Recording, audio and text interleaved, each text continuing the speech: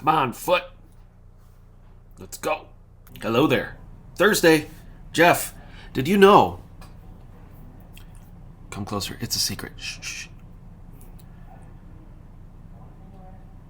There was a man one time who walked on the moon.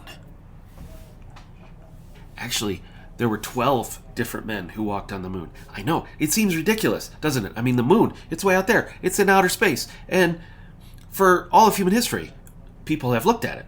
And it was never reachable. It's not reachable. It's all the way out there. How in the world do people walk on the moon? How in the world did that ever happen? You know, a lot of people don't think it really happened. There's all these conspiracies out there that it was filmed on a soundstage, that it was all made up, that it was a big thing just to help us get through culturally in the Cold War or to distract people from Vietnam, and the whole thing was just a farce. But you know what? It really happened. And yet, there's still this kind of weird debate about whether or not the Apollo astronauts actually walked on the moon. They totally walked on the moon. And anyone who tries to come up with explanations other than that are pretty quickly proven wrong because it's so obvious. And it was such a massive moment in human history. Like, it changed everything about human history. We, on this planet, reached another celestial body and walked on it. And that really happened. And you can't really argue because there's still a lot of eyewitnesses alive that saw it. There's pretty much all the logic and rationality applied to it makes it realize, okay, it's kind of crazy that it happened, but it still totally happened. And it kind of changes things. It's the way it's going to be forever that, yeah, we got there. And pretty soon it's going to be Mars. And we're going to be like, oh yeah, we can do that. We've done that. Crazy. If you think about it in terms of the full spectrum of human history. Well, think about the resurrection. Same thing. It changed everything. All of a sudden, death is no longer the end of our existence. What? That was kind of unheard of. Somebody can defeat death, and it means that we will all be raised someday as well? What? That's crazy. That must be made up. That can't really have happened, right? We have to come up with other explanations. Well, the disciples stole the body. How?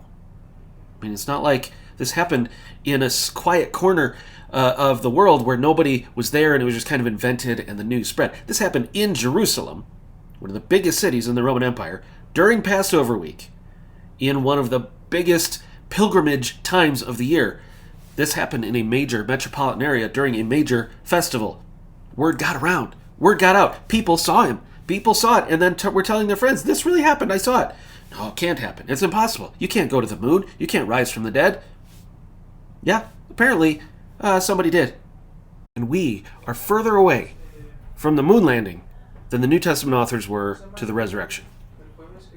That is the Easter story. And it's that impressive and crazy, and we ought to look at it with awe and say, wait a minute, that has to change everything about my existence and my understanding of the universe around me. If a guy can rise from the dead, and that's what we celebrate on Easter.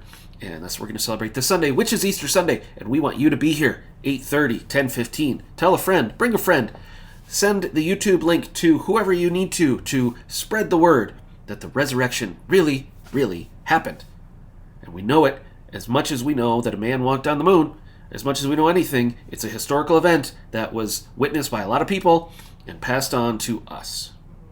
Also, if you'd like to come to our Good Friday service, that's tomorrow night at 7 o'clock. We would love to have you come, and we will focus there on the cross, the substitutionary atonement that Jesus took our place so that we can have life in him. So we would love to have you for that. Saturday at 10, this Saturday, 10 o'clock. Easter egg hunt for you, your kiddos, your friends' kiddos, your neighbors' kiddos. Come on out. We have lots of eggs for the kids to find and lots of games and fun stuff going on.